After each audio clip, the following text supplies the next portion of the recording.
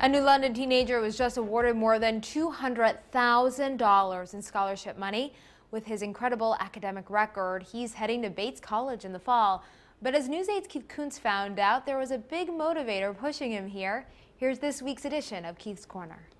I'd say the biggest influence for me was definitely my mother. And it was growing up in a single-parent household in New London that Jacob Hollis says pushed him to excel in the classroom. Seeing my mom struggle, she was on her own. She was a single parent trying to support two kids.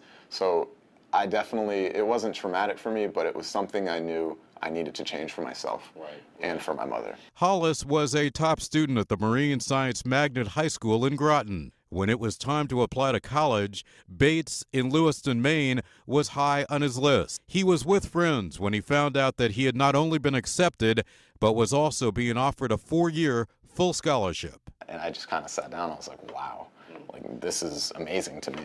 I didn't really know what to think of it at first because I think I was so shocked about it.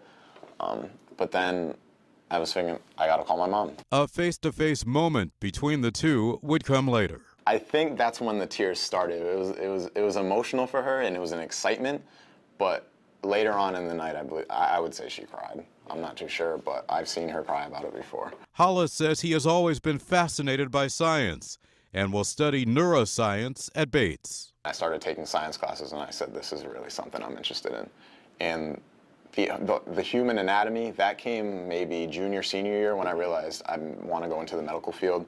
Because again, with the brain, neuroscience, that sparks my interest the most, just because there's so much that's not known about the human brain. Eventually, Jacob plans to be an emergency room physician. To see where I came from and to see how I got to where I am now, it's just very humbling for me. In Keith's Corner, Keith Kuntz, News 8.